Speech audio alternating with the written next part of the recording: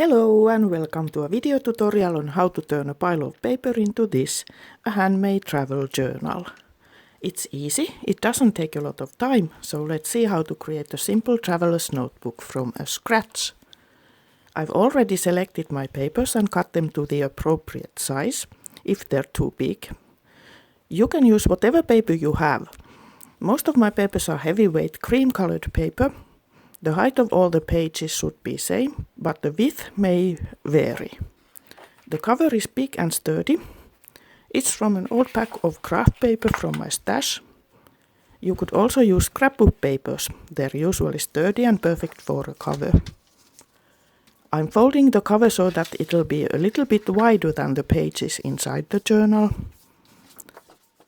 The cover is a bit too tall, so I'm trimming off the excess on both sides.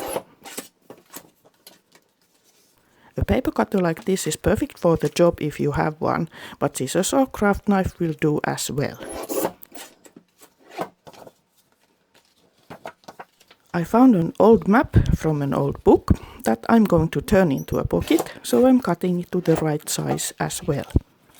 So here we have our journal pages and the cover, nice and sturdy. The basic size for my journal is A4, which is wider than the US letter size. I also used these A3 papers that are very heavyweight and great with watercolor. I just had to cut them to the right size. All my A4 papers are folded like this, so I didn't need to cut them. And I also like to have the pages flip out, so I find them very useful. I included a couple of lined papers too. I love to use different types of papers in my journals, but of course you can choose just one type if that's your style.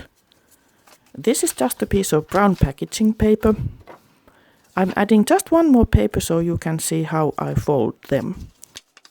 As you can see, I don't measure them. I don't feel it's necessary. This journal is for an 8-day trip to Croatia. So in my experience, 8 sheets of paper will be enough. 8 days, 8 sheets. That makes 32 pages front and back, and all those flips give even more journaling space. Now that I've arranged all the papers, it's time to bind the journal. I'm clipping them on one side to make sure they stay straight. If you're using 8 sheets or less of thin paper, you probably won't need this tool, but as most of my papers and the cover are very thick and heavy, I'm using an awl to make holes before I bind the journal with a needle and yarn.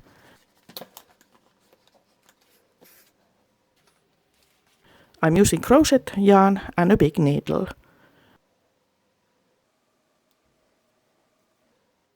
This part of the video is in real time, so you can see how fast and easy it is to bind a journal with a needle and thread. It's really nothing to be afraid of. I have a 4-minute video tutorial on how to bind a junk journal if you like to hear me explain the process in detail. But as you can see, it's really very simple. Just make sure the binding is tight.